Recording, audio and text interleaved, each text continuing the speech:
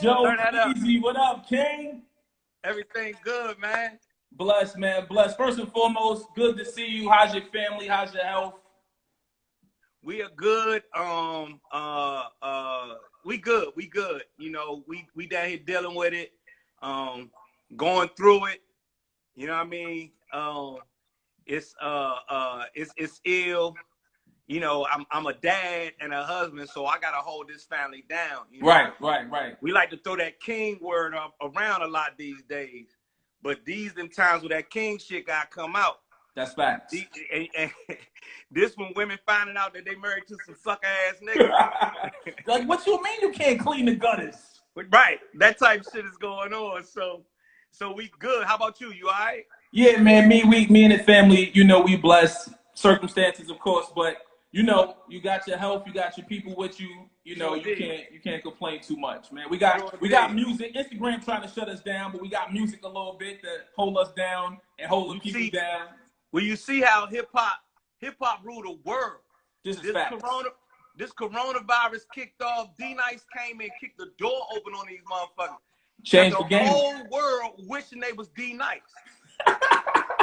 Change the game again. Like hip hop really does that often.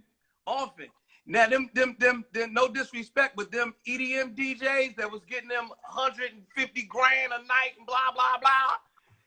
Talk about it. They ain't getting a goddamn thing right now. They couldn't get 80 people in a live at all. Took our whole culture and took our whole DJ culture, switched the shit around to pressing some buttons. They making the mix at home. See, right. They got the software right here. I said, yo, he just went through 4 songs and he was going like this the whole time. Exactly. Your hands gotta go down here at some point. Exactly. So I'm excited. I'm psyched because D-Nice came back like bow. Right. And then DJ Scratch, and then you, and then Jazzy Jeff, and then Kwame, and then everybody. Look, here go my turntables right here. Joe Cleasy ready? He ready? Yeah, we ain't fucking rap. Shit. For sure. My brother, first and foremost, man, thank you so much for just agreeing to have this conversation with me on this platform and with the people. So I definitely want to go through a little bit of your history. I feel like, I don't want to overstep. We got a lot of parallels though, man. You know what I mean? I feel like I see a lot of wow. Like I really patted myself after a lot of the things that Joe was doing unbeknownst to me. But let's talk about how you even got your start, man. Shout out to that whole DMV area, of course, but how'd you get your start in the game? So good. This for anybody on your Instagram who's trying to get there. I was fucking hungry. I was simple. And I still am. Like the hunger, the you know how Gary V right now is preaching the whole, you know, don't listen to your parents, do what you love. Right. Well, I adopted that shit back in the 90s. You feel me? And I had a job as a social worker. And it was love, but it wasn't the thing for me. You know, I had passion for the kids I was helping, but I hated the job. Right. So a partner of mine was like, yo, you should go into this comedy competition. I was like, bet. And I won. You won. And then they had another round, and I won that one too. And then they had the final round in front of 4,000 people. Wow. With D.L. Hughley and Bernie Mac as the headliners for the show. Those guys are kind of funny. And I won. Wow. I quit my job that night on stage. Right? Was your boss in the crowd? Nah, but my mom's was. Okay.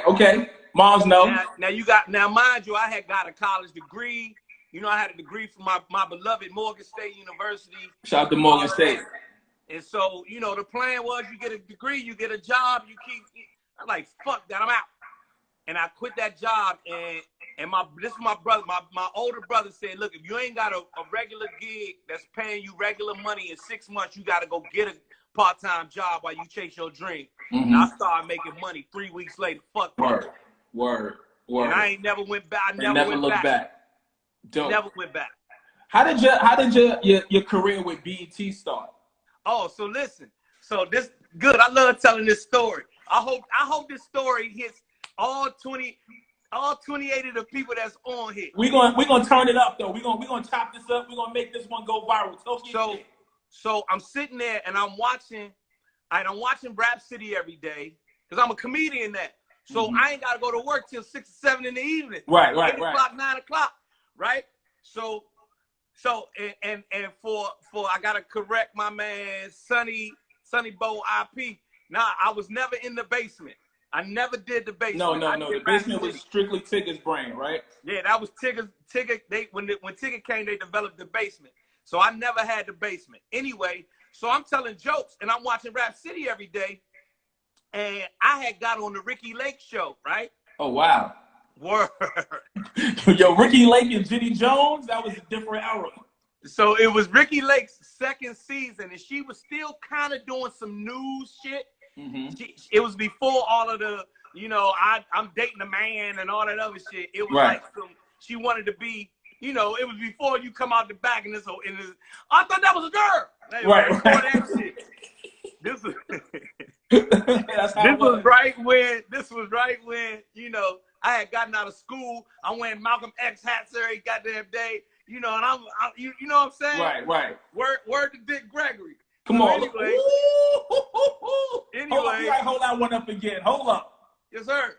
Fire. It's a game. It's a game. It's a game, bro. So I got on Ricky Lake to debate with this conservative talk show host, right? They had me come on and I called the show. They said, call Ricky Lake if you've ever been harassed by the police for no reason. Imagine that. So every black person with a phone. I thought every motherfucker I knew had called. I knew everybody called the motherfucker. I said, I doubt if I get on, because everybody gonna call on this one. Right. I called and left a message, and they called me back, flew me up to New York, put me on Ricky Lake show, right? And my girl had broke up with me, Torae. Now listen, ladies, this is the shit you gotta remember. The love of a woman will make a motherfucker do all kinds of things. So my girl had broke up with me. Talk about it. I'm out here trying to do something in the motherfucking world. My girl left me. The audacity. I'm saying, I'm going to show your motherfucking ass. So I got on Ricky Lake. She called me immediately. Of course. Right? She called me immediately. Oh, my God. Oh, my God. Everybody talking about you. Blah, blah, blah, blah, blah. You was on TV. Blah, blah, blah, blah. I was like, yeah, all right, bye. Right? Now, here's the other part. I was still in love with this girl. I was still in love with her, but I couldn't, I couldn't. So I get on Ricky Lake, and I said, I wonder if I can get on BET. And I only wanted to be on Rap City one time to show her motherfucking ass. Right. Really stun on her. Me. Right. I'm somebody, y'all. I'm Joe motherfucking Clair. The fuck you think this is? So, Torae, I started calling BET I called 411, got the number, got the main switchboard, got Rap City, and started leaving a message for Keith Paschal, who was the executive producer, every week. Once a week, I would call him and leave a message, right? And my roommate had got the phone cut off, so I had to go up the street to the corner and drop a quarter. The grind. Here's what they didn't tell me no. And I knew everything about hip hop. Like, I'm just like you. I swallowed it. I'm a hip hop nerd. So I called this man for 10, 11 months. Wow. In the meantime, I'm starting my comedy career, right? Now here's how God works, everybody. When you start doing your thing, God do his thing. Right? So one day my partner called me and go, hey man, I'm gonna be on Rap City tomorrow. I was like, get the fuck out of here. But then I put the phone back. Cool. What you mean you're gonna be on Rap City tomorrow? You know what I'm saying? Played it off. So yeah, I'm gonna be on Rap City tomorrow DJing, right? Now I never told anybody that I had been calling these people at Rap City. Bruh. He said, we ain't got a place to shoot. I said, well, ask them if they can shoot in my crib. He called me back. He said, we'll be at your crib tomorrow. I said, wow. get the fuck out of here. Wow. I hang up the phone. Now this the truest part. I hang up the phone and I go in my room and I say, God, they said you was funny. I heard you. They said you got a sense of humor. You said you had jokes, but I ain't know you was this funny, God.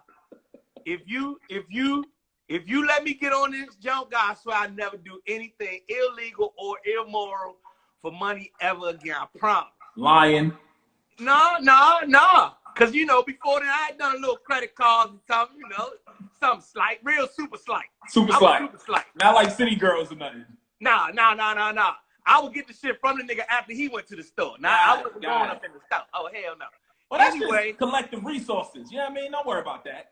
So I couldn't sleep that night, right? Next day, knock on my door. Producer from BET come in, right? My partner come in. He set up his DJ equipment. He had Chino XL. Oh, wow. Yeah. Nigga, Chino XL, was that my dog? Shout to the homie. Ah! Yo, was he old? Like, he was still like... This was, yeah. But I played it all.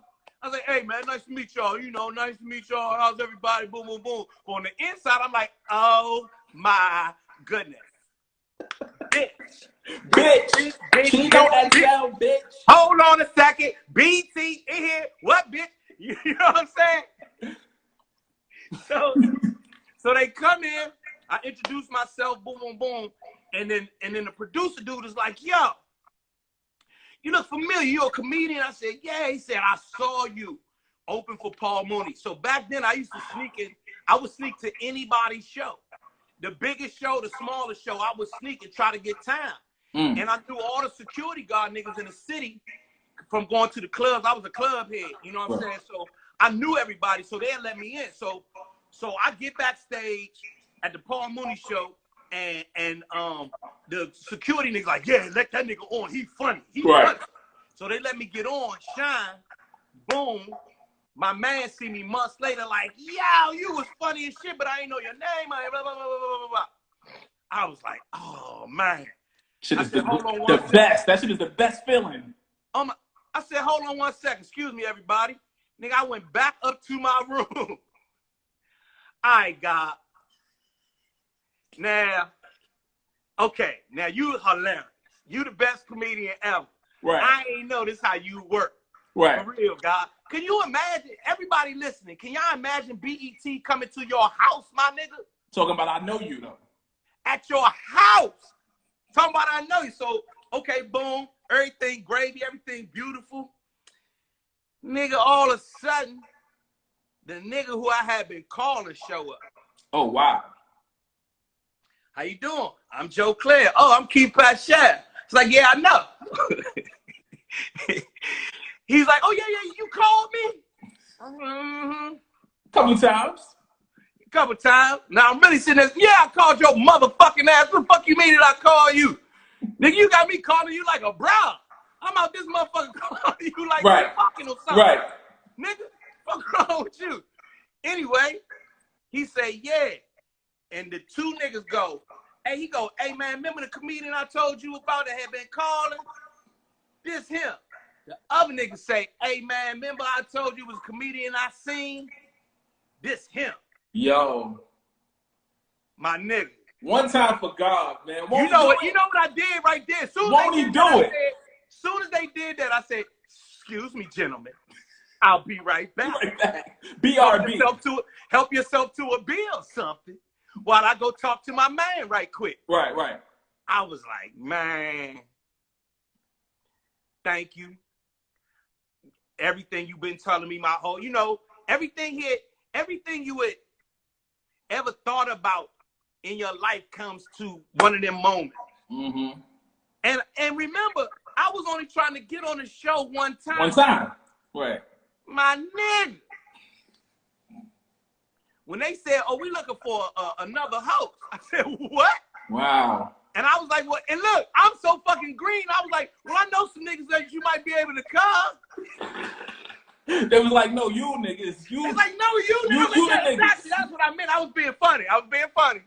I was being funny. That was jokes. That was jokes, my nigga. You see me on stage. Sure enough, they gave me a couple of auditions, and a couple months later, I was the new co-host of Rap City with Big Lads. And, you know, I hosted the show for 5.5 years. Crazy. Super crazy. Crazy. Super crazy. But just being prepared and doing the work, which is important. You know, a lot of people think shit is just going to fall in their lap. And like you said, like, God will do the work, but you got to start working. Like, you got to get the will in motion. And once God sees you got the will going, he going to roll a joint down the hill for you. Well, something that my mom gave me, I'm one of them kids. I'm one of them early kids. You know how everybody on veganism and all that shit now, and new spirituality. I'm them niggas. So I grew up a vegetarian / vegan. My mom was on new spirituality and all that back in the early 80s. So I got the namaste and all that by the time I was a teen. One of the things she gave me was that if you do your 10%, God will do his 90%. Right. If you do your 10%, right, he gonna do his 90%. Crazy. So all the work you doing for this shit is really only 10% of the equation. God is out here, the universe is out here working in your favor. You feel what I'm saying? The stars, the moon, the cosmos is actually working in your favor. And you don't see it, but it's there, and it's working. And it's working. I wanted to ask, since we at BET now, what was it like? I mean, because you super green, right? You had never did this. You had never really been on camera every day. And, you know, Rap City is already kind of a brand. You know, shout out to Chris Thomas who built that up. So what did you implement? What did you do? And how did you adjust and adapt, like, on the fly? Well, I think the difference was that the generation that I came from was the sort of generation where things split. And I graduated from high school in 1987. Wow. Right? In 87, my generation was selling crack. Mm-hmm. My brothers and them, who are 5 years older than me, was smoking crack. Right. So we had two different ways of looking at the world, or at least our place in it. And I came in with new fashion, new understanding of how things was gonna play out. Like gangster rap had already come, Easy N had already been a thing in my formative years. Mm-hmm. You feel what I'm saying? Easy N came out in 86. So by the time I'm in college, that's my freshman year is straight out of Compton. Right. You understand? As opposed to my brother and them, they freshman year was cameo and shit, you know what I'm saying? Curtis Blow, you know, Houdini in there. Right. So I brought that new energy and new understanding into BET and into that world. And somebody told me about a year ago that I was the culture. So I brought the culture into the studio, and that's what it was. And it brought it really into our homes each and every day. Or, you know, my homie, we was poor, so I couldn't afford cable and BT, but I would go watch with the homies. And one of the things about your place at BT and with Rap City, it was like hip hop spoke to us, right? And you were you was us.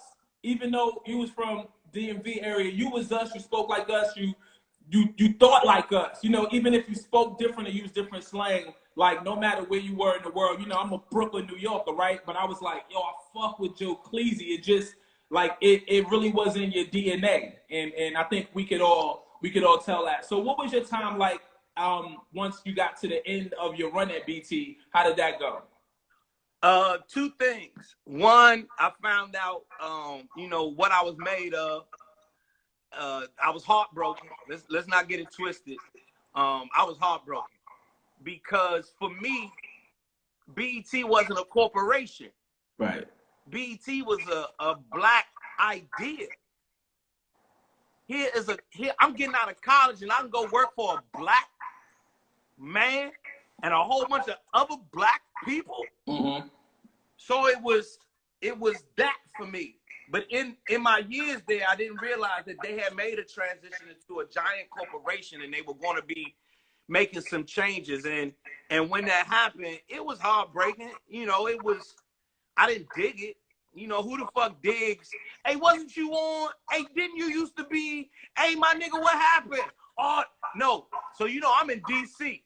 And, you know, D.C. don't got no cut card. So the niggas was like, oh, Tigger took your job, nigga. Ah, every time I came in the barbershop, that nigga Tigger took your spot, nigga. Heartless. You know what I'm saying? At the same time, though, I'm still out there slinging jokes. And then they gave me the Mad Sports job. Mm-hmm.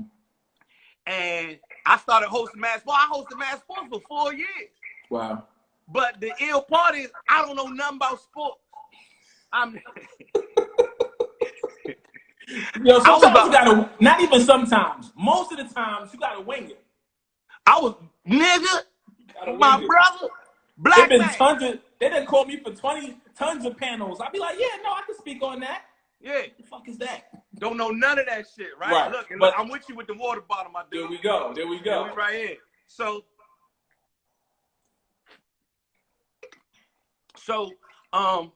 I hosted Mad Sports, and I was an art major in college. So, I was like, boom, I'll take that gig. Meanwhile, I moved to New York. Mm-hmm. That's when I was doing Hot. I was on Hot 97. I remember you was on Hot. I was on Hot 97 on the weekends. Sometimes I would fill in with Ed and Dre. I would come on before Angie. Angie would give me little advice and shit. You know, and then I would come on before Bobby Condos and them. And Jabba. And Jabba, yes, sir. Yes, sir. And so I was doing that, and me and a bunch of other cats was, you know, in New York slinging jokes. So my class of comedians is me, Tracy Morgan, Mike Epps, you name them, they're my niggas, you know what I'm saying?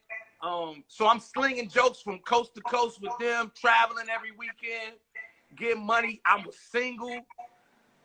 Nigga. Woo! Joe invented outside. Yes. Oh, yes. I invented outside. He was outside. I'm going to tell everybody right here listening, you ain't been on tour till you've been on tour with Kid Capri. Oh, wow. Once you go, boy, Kid Capri's a motherfucking rock star. You hear me? Shout to Kid Capri. Woo! Woo! Oh, my God. We had, man. I'm sure there was some good times had. Oh, my God. It was like, I feel sorry that y'all niggas ain't me. Right, I'm sorry y'all niggas could have been me. Woo! It was, bruh. Times. Bruh. Them times. I'm gonna keep it a $150. All we did is twist up all day, chill right before we get to the showtime, go do the show, twist up again. Right. Go to the after party, do what you do at the after party, and after the after party, get back on the bus and go to the next city. And do it again. And when you on the bus for 10, 12 hours, guess what you do? Twisting up. Twist up. Let's go. Let's go. Let's go. Let's go. No doubt. So now you are a radio host, a TV host, a professional comedian. When do you think things started to change for you, I guess, because, you know, you were like super in, like I said, I'm a New Yorker, right? But we watching BT. You were super in the limelight, super in front of the camera, on the air. When did you feel like you took a step back from just like that mainstream celebrity? So I get to LA. I moved to LA. I leave New York. I come back to DC for a year, and then I moved to LA, right? Look, I came back to DC trying to get that girl back. See, look, you backsliding. Well, she came back. Okay. And I thought we was grown enough to make that happen. Right. And we wasn't. And so I packed up. I said, fuck, I'm moving to Los Angeles. And I moved to LA.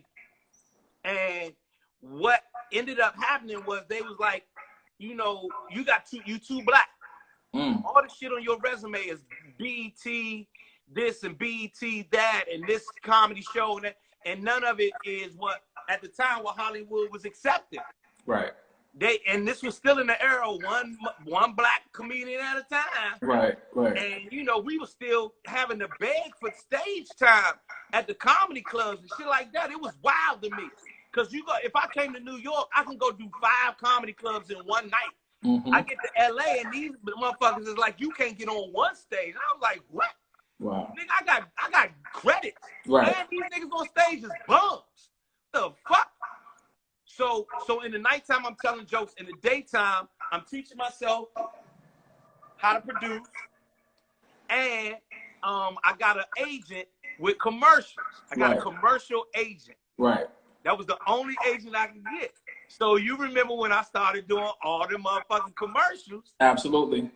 Because that was the only agent I could get, and they was like, we will send you out on commercials. I said, that's some bullshit. How much it pay? And they started telling me how much you could make on one commercial. I was like, shit, bitch. What Jay-Z say? I could make 40 off a brick, but one rhyme could beat that? Shit. I was like, let's go. Because a commercial is like a mini movie. Mm-hmm. So I was going out on commercial auditions, and I started booking them jumps left and right. And it looked, oh, you should have seen it. Oh, them niggas was hot. Because for everybody listening, you ever see somebody take an idea that you had, but you was like, nah, that's some bullshit. But then they take it and run with it. And run with it. And start making money with this shit. Nigga, I'm walking in the barbershop out LA. They're like, oh, here come the commercial king. Oh, you the commercial king now, huh? That's what the fuck we doing? And I was like, if that's what y'all saying, yeah. Right. Look, my nigga, I don't know about everybody else, but being from the DMV, if your kicks ain't fresh, and your crib ain't fresh, and your refrigerator ain't full, and your cupboard ain't full, and you ain't got some extra money for your girl, nigga, you slumming. Mm-hmm. So let me go get this money. Mm-hmm. Commercial. What, bitch? And with commercials and comedy, speaking engagements, and then BET will call me. Oh, and I was still doing the Wrap It Up campaign for BET. Right. So I did Rap City, left that, did Mad Sports, then picked up Black College Football on the weekends while I was doing Mad Sports. Then after that was over, I picked up the Wrap It Up campaign. And I did that shit for 10 years. Wow. So you had a pretty extensive tenure with BET as a whole. Now, I just did the BET 40 campaign in January. I just cashed that check. Must be nice. I got to be quite honest, man. I got checks from BET for a long time. Yeah. And I'm saying that to everybody who's listening. One of the things I heard Whoopi Goldberg say one day is keep working. Right.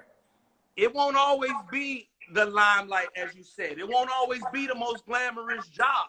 I got the limelight shit off the break. Mm-hmm. But keep working. Keep working, because tomorrow's another day and you got to eat. Absolutely. So I went out there and did that, Torae. That shit was a ball. I was having a ball with that shit. And then I met my wife. It sounded like everything changed. Everything changed. So I meet my wife, and this is the story I like to convey with a lot of people. I'm a big proponent of marriage. I'm big on being a husband, because we need more of that in our community. Mm-hmm. We need to think more about our legacy and less about, busting a nut. Let me just go ahead and say that. Right. So I meet this lady, and she's living in D.C. at the time. I'm living in L.A. at the time. And the first conversation we had, I knew that was my wife. Wow. Like, first of all, I didn't even know she knew who I was. I was doing these at the same. Hold up, let me bust y'all in the head. You was doing what now? I was doing Christian comedy shows. Oh, wow. So I'm coming home every month to do this comedy show. It's a Christian comedy show. And I was doing it as my man was a guy I grew up with was the promoter for these shows. Mm-hmm. So I was helping him out, and it was a trip home every month. So yeah, I do it. And every month I'm doing this thing, and it's one lady in there. You know how the church is. They embrace you when you're a single black man. Right. There's one lady in there that won't say a motherfucking thing to me. Right? Don't curse at the church, Joe. Well, you know, God know my heart. He understands how I move. Y'all have a different communication. Yeah, and we wasn't in a church. We was in a banquet hall. So, so shit is different. Anyway, so months and months go by and she don't say a word to me. You hear me? Then one day somebody came up to me and said, you know somebody around here checking for you. I was like, who? They said, Naeem. I said, who the fuck is Naeem? There you go again. They said, her right. I said, the mean one? Oh, nah, hell no. Nah. But, ask her, right. if we can go to breakfast tomorrow. Right. Because the show was on Sunday afternoons, so we went to breakfast. We would do the rehearsal Saturday night. We went to breakfast that Sunday morning. Wow. And that was the last day I was single. Wow.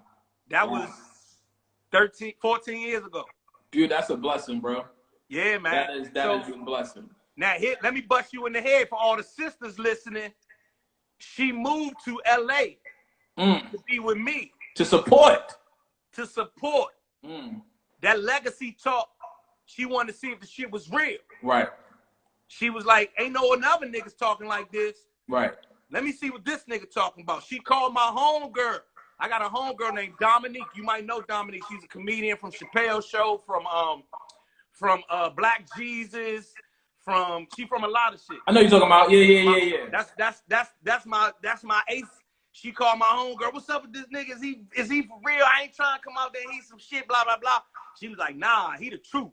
And boom. So she moved out there with me. She hated LA, but she stayed out there with me. And while she was out there, she started hitting me with the, you know, maybe you need to do something different because LA not checking for you like that. They not, you too black for them. You too radical. You know what I'm saying? You don't go along with the flow even when you going along with the flow. Right. I'm sitting there I'm thinking I'm going along with the show. And they like, nah, nigga, you radical as a motherfucker. Right. You feel what I'm saying? So we packed up, moved to Atlanta, and I started a family. And I pressed the reset button. I started all the way over, bro. And what did that mean for you? What did you do professionally? No more agents in Atlanta. You know, I left the place where all the agents and all of the agents and all of everything, all of the movies. I left that place and moved to where Black Hollywood was supposed to be. And they was like, nigga, it's a million of you down this motherfucker. You know, so I started over and I took an office in an ad agency. Some brothers had an ad agency down there. And since I had done all them commercials, I understood how money worked for your production. Right. So I figured I'd get some more schooling sitting in this building. Meanwhile, I needed an office for my shit. So I did that. And you know Shanti Das? Yeah, of course. So Shanti was my business partner. Dope. We started, her and Ronnie Jordan had a podcast years ago. I don't remember that. Nah, y'all, everybody missed that one. It was called The Booth. And everybody missed that. So I was doing that. I was still telling jokes everywhere and doing a little bit of radio at V103. And what ended up happening is Frank Ski, you know Frank Ski. Of course. The legendary Frank Ski took a radio job here in D.C. and asked me if I would come to D.C. and do radio with him. And that's how I ended up back home. It didn't work out with me and Frank in the afternoons, but you know, now for those who don't know, I do the Joe Clair morning show here in Washington, D.C. every morning on WPGC. So I do the job that Donnie Simpson used to do when I was growing up. Wow. I grew up listening to Donnie. Donnie then became a colleague and a mentor. And now I got Donnie's old gig. Crazy. crazy ain't even the word, because there's people who grew up watching Rap City who now have kids of their own, and the mother know me for one thing and the kid know me for another thing, and the kid don't know that the mother know me. So when the mother be talking BET, the kid be like, he wasn't never on no BET. Right. He from crazy. That I mean, I be in my house like God. As you should. Oh, as you should. It speaks to your overall talent, but also your ability to pivot, your ability to move and understand things on the fly, and just again, like I said, your overall knowledge of the culture. And sometimes you can't teach the intangibles. You know what I'm saying? Like you can't teach the timing, you can't teach the slang, you can't teach the understanding of just when and where and how to do it. And I feel like you've encompassed and embodied all of that and remained very humble in that whole time period. Talk to me about real estate. How did you get into real estate, and what's your position in it? And wait, look, because we got less than 7 minutes left on this live. Got you. So we might have to re-up. I don't know. We're gonna see how it go. All right. So for those who don't know, I am a realtor with Berkeley Advisors. That's our company. So I come home, I go back to my barber who had been cutting my hair forever, right? Anytime I got off the plane, anytime I was anywhere on the East Coast, I let Keith cut my hair because he had started cutting my hair back in college. Well, he did very well for himself in real estate, right? So I got a nigga in my life who cuts hair in the daytime, but he got a fucking real estate empire. Wow. Like that shit you hear about, them mystery black men who do this but do that. I got one of them in my life. So he pulled me up one day. I come to get my hair cut. He pulled me up. He like, yo, you a smart guy. I love you to death. I've known you forever, and I'm going to put something in your ear that you need to take heed. Get into real estate. And I said, get the fuck out my face. Right?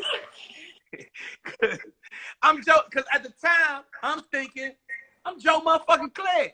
Mm-hmm. I just got the Joe Clair morning show. What the fuck I look like trying to be somebody's realtor? Mm-hmm. The next week, I sit in the chair. Get into real estate. Get the fuck out my face, man. So this goes on for about 6 weeks. I come in the house one day after getting my hair cut. My wife goes, you know, this government contract that I'm on is in it. And my wife is in cybersecurity.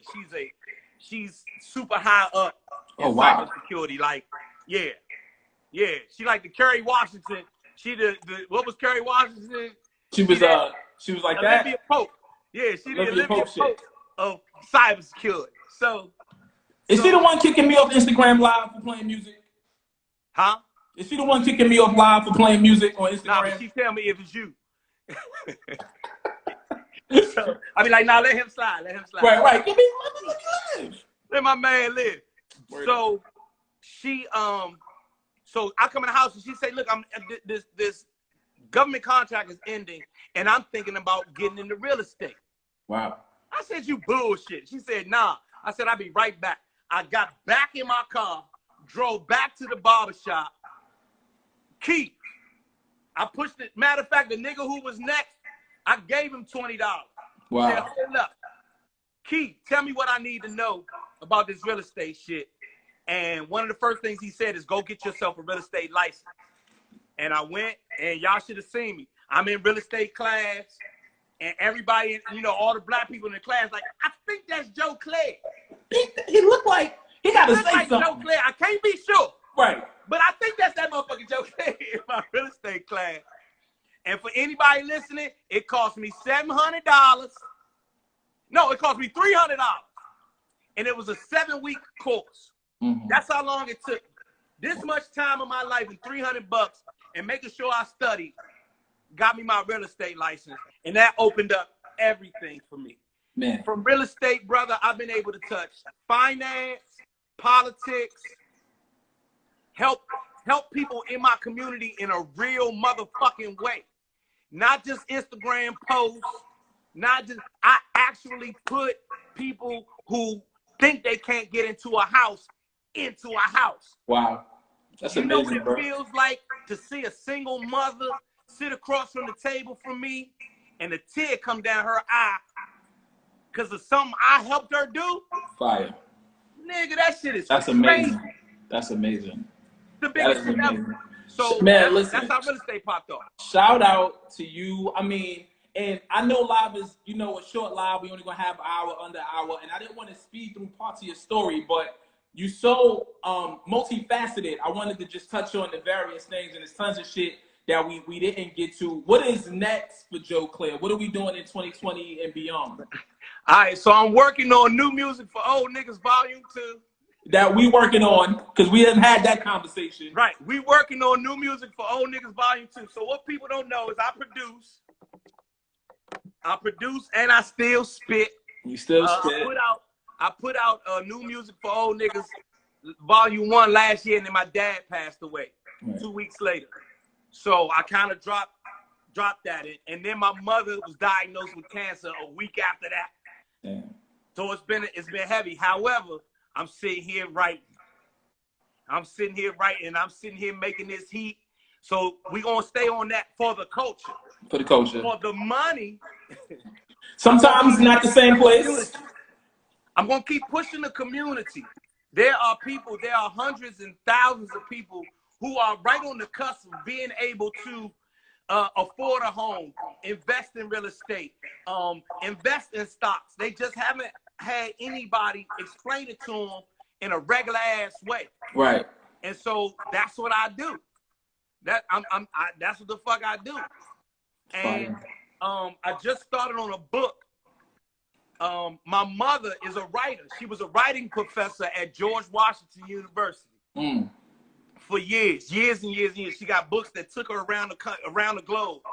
And so now she's helping me write my book. It's only right. And I was gonna call it New Music for Old Niggas, but I think I might just call it I used to interview rappers. I mean, they both work. They both work for various reasons. Is it gonna be a autobiography, a fiction book?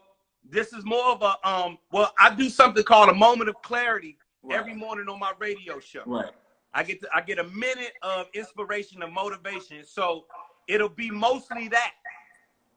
But it will be how I came to this thinking. Some of these stories I'm telling you, I will put in there and put in the detail who said what. Like Dick Gregory's son Christian and I are college classmates.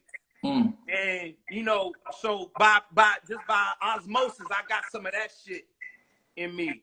And then, you know, Bernie Mac gave me shit. I spoke with Biggie and Tupac.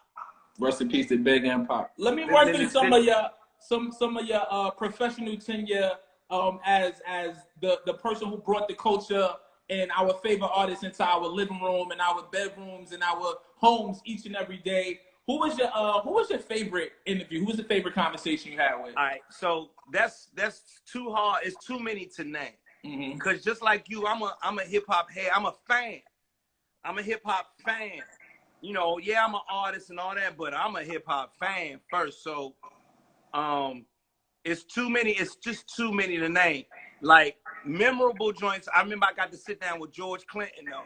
Wow. And for me, you know, he was just like, he was a superhero as far as I was concerned. At the time that I discovered George Clinton, you know, my parents had split.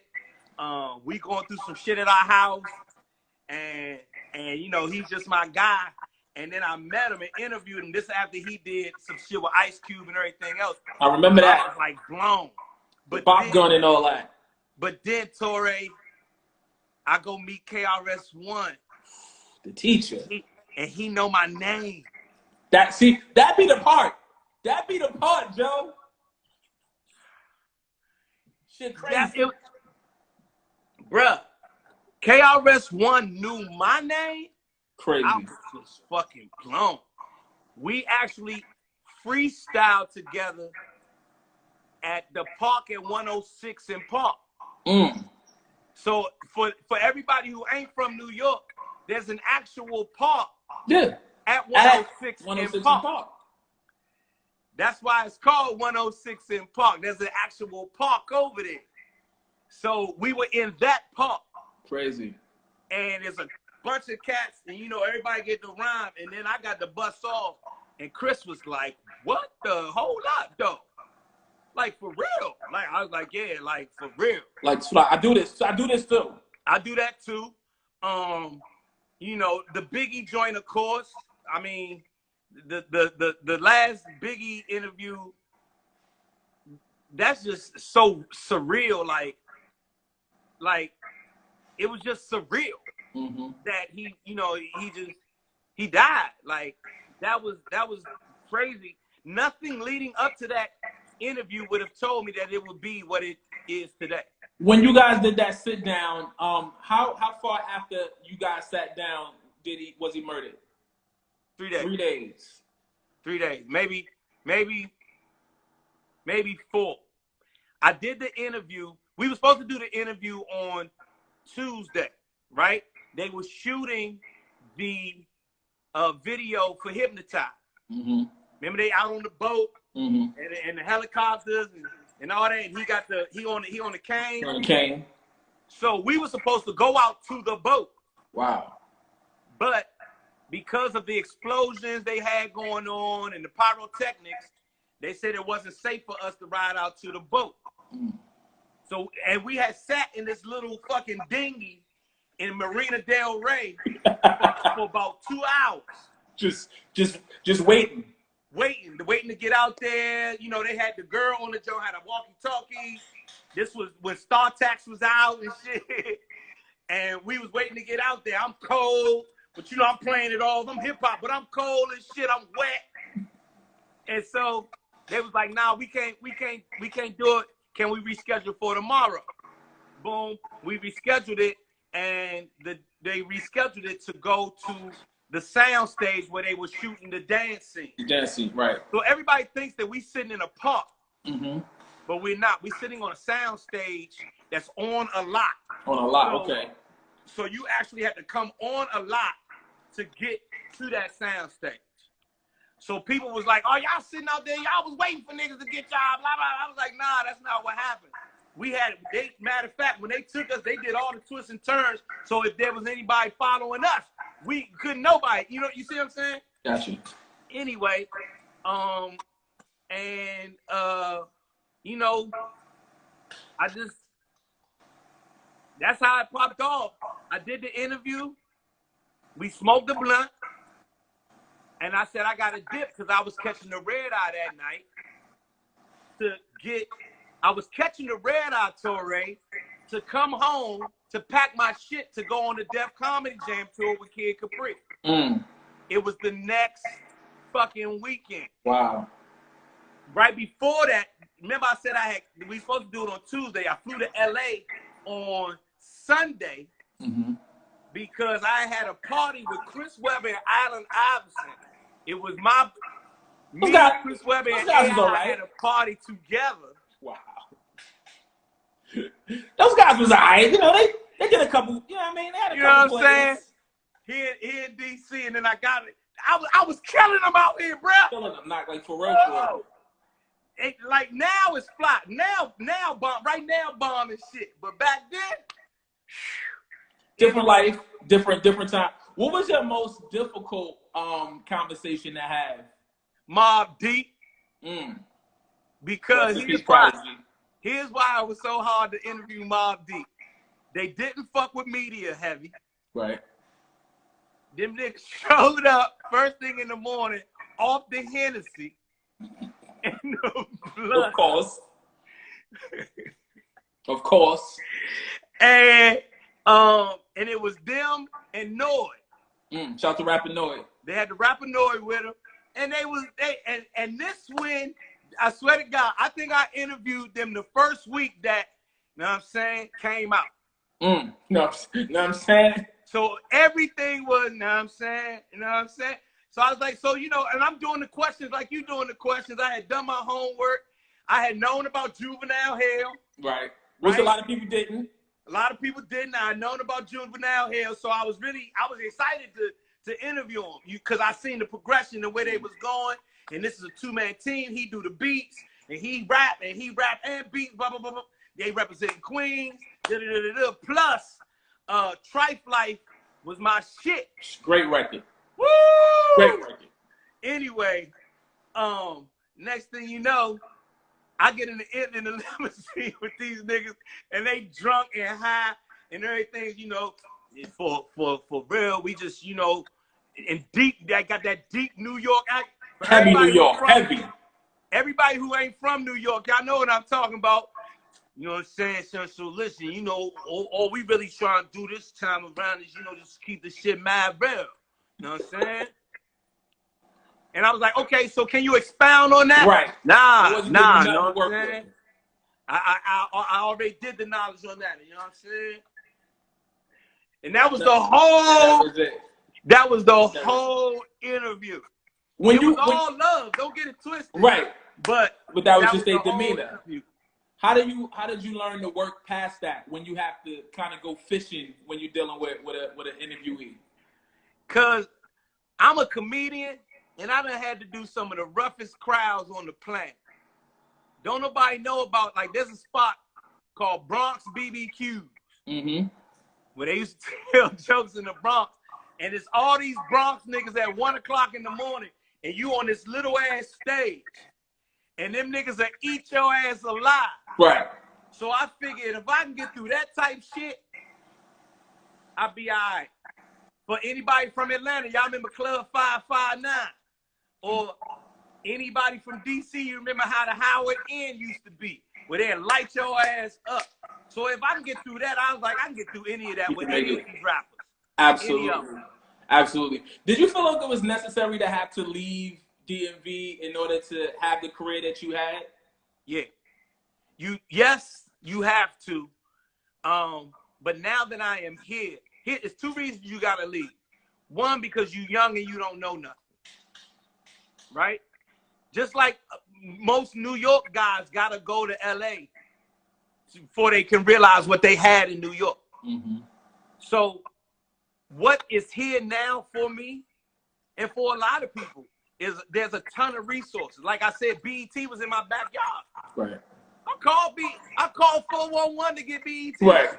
They was like, oh, they right up the block. Hold on. They right up the block. So I called BET. That was a resource that was available to me in my backyard. Like right there. Right there. TV One is in DC. I'm like, if you black, why you going anywhere else? You know? So, and then we have every major news outlet is in Washington, D.C. All three major networks, plus everybody has a corporation headquarters or office here in D.C. Mm-hmm. The resources are huge. However, had I not gone to New York, I lived in Hackensack. And then was coming across, had I not done that experience and then done Los Angeles and then did Atlanta, I wouldn't know to look for those resources. Sure. I wouldn't be mature enough to hustle up what I'm hustling up now. You know what I'm getting at? So, Absolutely. So yes, you have to leave, but you can always come back if you know what the fuck you need to know. Absolutely. And then you're coming back with all of the resources and the knowledge that you come back with. You're just able to do much more for the community. Talk about some of that outreach and the stuff that you got going on, like really within your whole community that you were born and raised in. So the dope part is, remember I told you when I was trying to get on Rap City, I was a social worker. Right. I never let that go. I told you I loved the helping people part. I hated the fucking job. Right. So the helping people part, I did it in New York and New Jersey. I did it in Atlanta. I did it in LA. So I always had I'm always going to reach my hand out to some young black dude who need help. It's always going to be somebody who want to be a mentee. So I wouldn't have hardcore mentees, but I would have little let me help you out, my nigga. I see you running. And my rule was, if you doing something, then I can fuck with you. Right. You just a nigga that's saying, man, put me on, I can't do a motherfucking thing for you. There's nowhere to put you. Nowhere. Right. Nowhere. But if you already running and you just can't catch up to the train, but I see you running, all right, boom, let me lend my hand out and help you get on this train. I had a mentee one time. I had a little dude, he's from 10th Place in South Beach, right? Mm-hmm. And you know Light Show? You heard of Light Show, the rapper? Light Show, not familiar. Well, he's a rapper. His official name on Instagram is Light Show 10th Place. Okay. Anyway, so I used to be on 10th because a lot of my squad, a lot of my friends and family members, Dominique is from 10th. Okay. So I'm around 10th, and 10th is in Southeast Washington, D.C. I'm from Sea Pleasant, Maryland. Maryland niggas do not go in the Southeast trying to do outreach. you come to Southeast, but play your part, my nigga, before you get fucked up around. Right. But they be reaching out for you. My part, but then I would notice this little dude all the time. He was 8, but he was 25. He was 8 years old, but he was 25. And I started, taking him with me. Anyway, I took him to BT. I take him to museums and shit like that. Come on, let's go check this museum out. Fuck we going to museum for? Let me show you some wild shit right quick. We going to McDonald's? Boom, I got McDonald's money. Let me show you. Because my pops used to take me to the museum and show me the shit. So, boom, I ain't had no kids.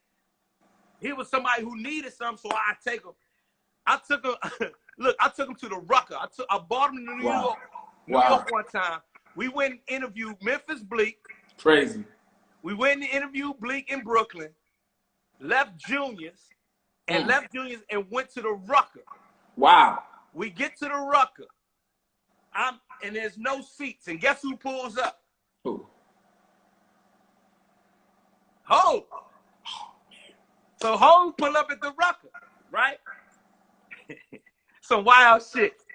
I got my little nigga with me from 10th Place Southeast, Memphis Bleak, and Jay.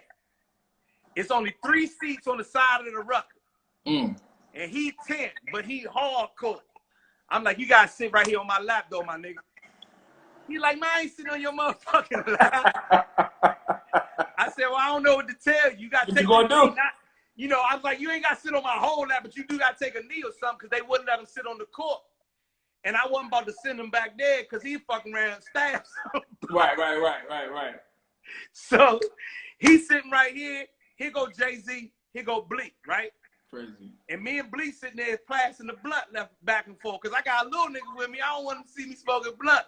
He's like, you think I don't know what the fuck a blunt is? Come on, Joe. Come on, Joe. Come on, Joe. So we sitting there, me, Jay-Z, and Bleak. And Jay got on the Rolex, right? And my little nigga go, that's a Rolex? And Jay go, who's this? I said, this is my man, this little Wan.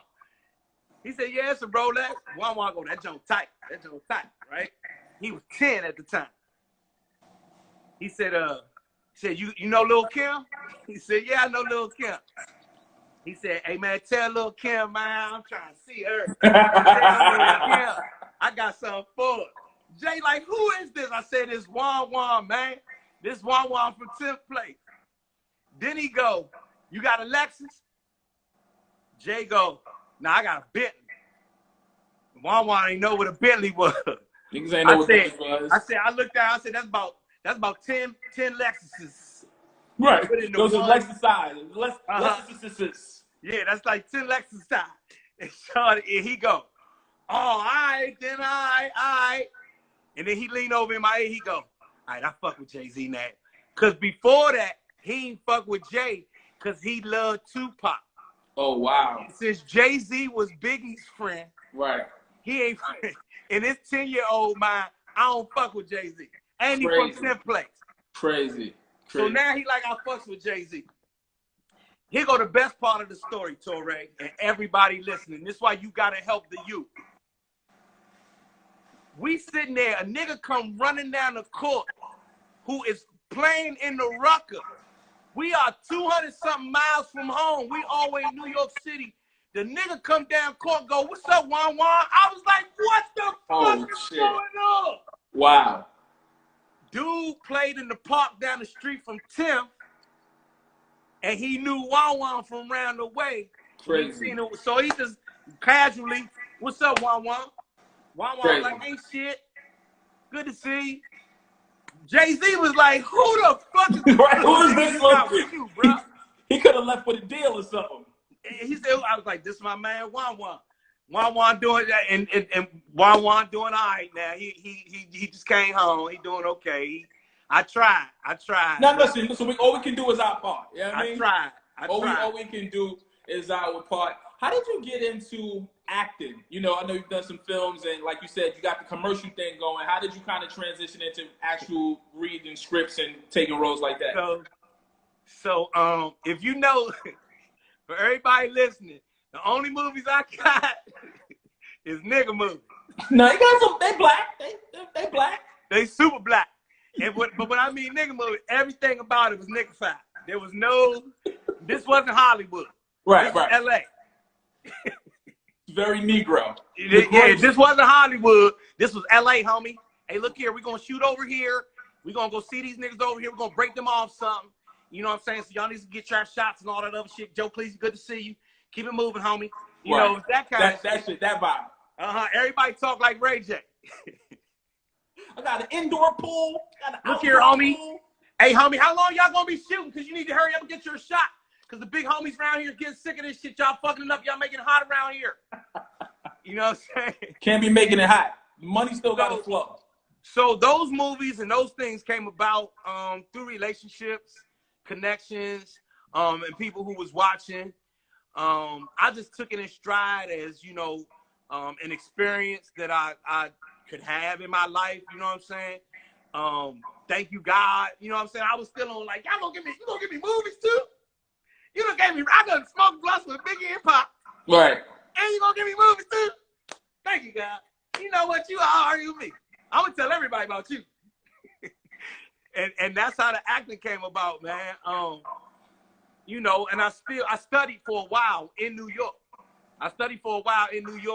Me and Mike Epps were in class together. Wow. And he go an ill story. One day I'm walking into class and I got on some Adidas flip flops and a green Adidas sweatsuit, thinking I'm retro. Why that nigga Prodigy came? Prodigy came out the store and see me. He was like, "Yo, what's up?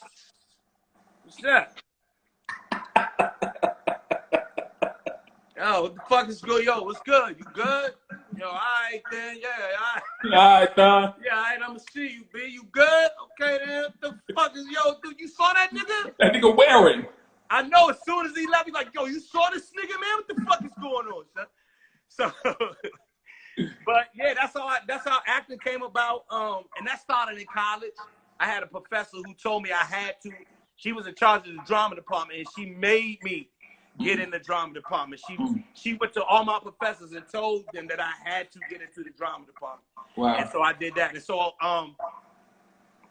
it's crazy because my manager or my business manager just hooked up about 3 different talent agencies here in the city. Dope. Because they do a lot of shooting here. A lot of movies get shot here. A lot of television get shot here. So I'm like, all right, fuck it, let's try it here too. Now I'm old. I got this. Yeah, you know, listen, you can age. That's one thing about, you know, in acting, you can age. You can play the little kid, you can play the baby, the little kid, the teenager, the wild teenager. You can do the jail bid, you know what I mean?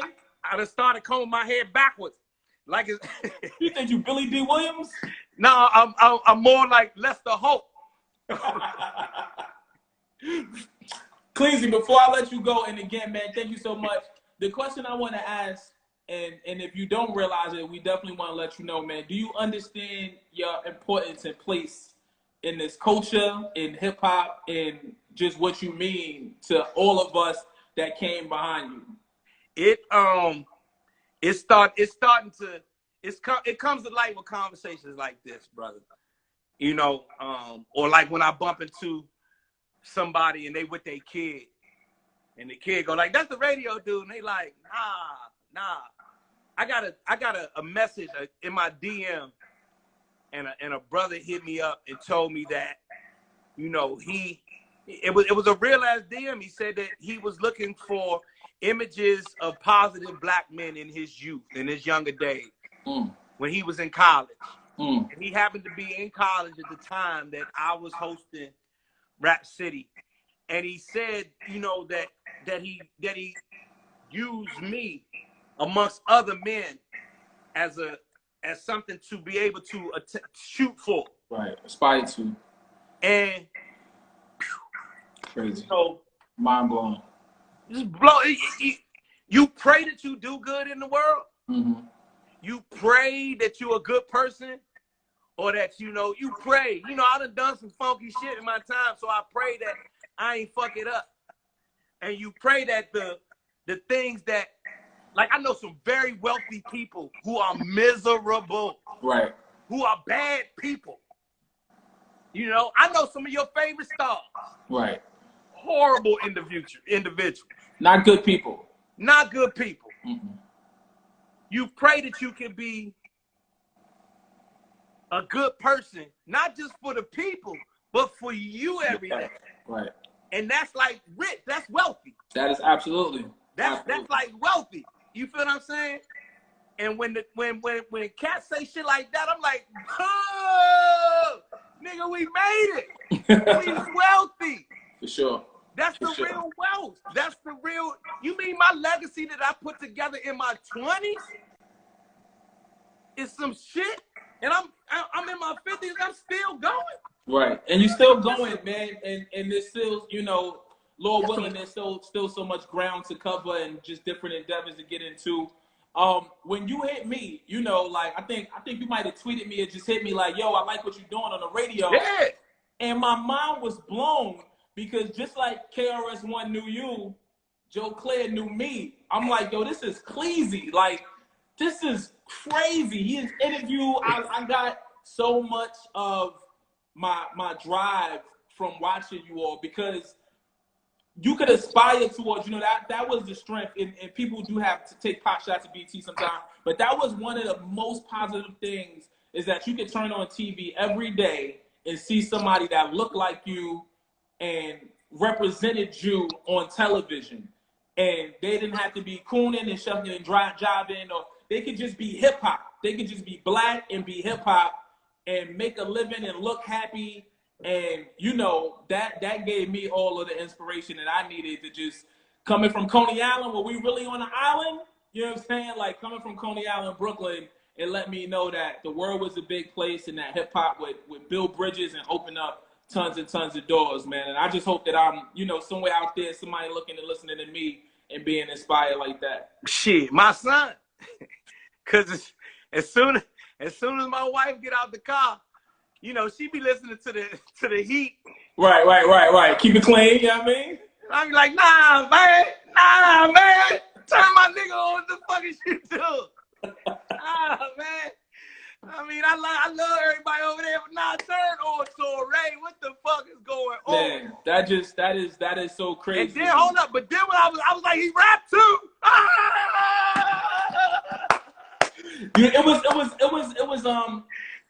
It was a moment like when I almost didn't do radio just because you know how it is, man. Like if they meet you wherever they meet you at is where they want to keep you at. And for the people that met me, just like people know you from various things, the people that met me as a rapper, it was very hard for them to accept me as a media personality. The people who meet me as a media personality automatically discredit any raps. I'm like, fam, you know what I did in rap for 10 years before I got on the radio? Like, I work with all your favorites, like they my homies, like, you know what I'm saying? So, but for me, I had to get past that. It wasn't about what the people saw me as. It was how I saw myself. And that's for everybody who listening. Everybody who man, you know how hard it was for me to put that album out last year when I turned 50? So everybody listening, I hit you as soon as I heard the joint. I hit you. Yeah, you did. I mean, we didn't even tell that story. Right. We didn't even go into that story. Listen, there's so much to talk about. And gave me game. Like gave me game, told me what the fuck to do. You know what I'm saying? With the rap shit, I was blown. I was like, man, I'm wait till Nah, you a super legend, bro. You're a super legend, and it just, it just to have dialogue with you, to be able to pick up my phone and text you and just, have these conversations. There's a few guys that I really looked up to coming up, and you being one of them, and just to have that relationship is like it's crazy to me, man. It's super crazy to me. Man, hit me anytime, Black. And the love is reciprocated. To be able to have a cat who's in here right now, you in the game now. You feel what I'm saying? I'm just saying, man. To actually validate me. When I sent you the rap shit, you could have been like, you know what, Joe, don't never send me no more music ever again. It was the scariest, like before you hit joints, it's like the scariest 10 seconds of your life. Cause you respect people so much and but you gotta be honest, right? Because that's the only way to keep this thing right and keep it pure. You gotta be honest. So all you doing, you tapping the Joe Clair moment. You like, God, I know I don't ask you for more, but please just don't let this suck. Like, God, please don't let this suck. And when it don't suck, it makes everything that much better, man. My brother, thank you. And thank you so much. I put that out. You gave me love on that shit. I was like, boom, I'm gonna move it for anybody who want to find it. Look, I know they clown niggas, but I am a SoundCloud rapper. Get it on that joint. Get on that joint. Get with it, and we're gonna make sure we get the next one to all the DSPs and have some fun with it, man. This is our culture. We can't let nobody dictate when we age out, where we supposed to do this, how we supposed to do this. All of this shit is me. Yeah, you might see me host. I might jump on stage and spit 16 over a cream beat, get on a plane and go to BT 40th and host that. And then, you know what I'm saying? Like, we can do all of this shit because all this shit is ours. It's ours. All of it is ours. We give it away too freely.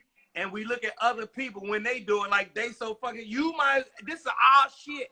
Right. I be telling my kids, we invented this shit right here. We ain't never going out of style. Get the fuck out of here. Thanks for the time, brother. My brother, thank you so much. Love to you and your family, King. Y'all make sure y'all follow Joe Cleese, support everything he's doing. And we're gonna talk about real estate too, man. We're gonna talk about that. We'll jump on the phone and have that conversation as well.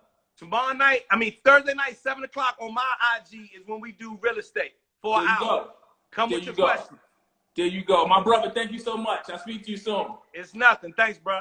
I told y'all would want to stick around. I told you my big homie was tapping in. Legendary Joe Cleese, man. What a conversation.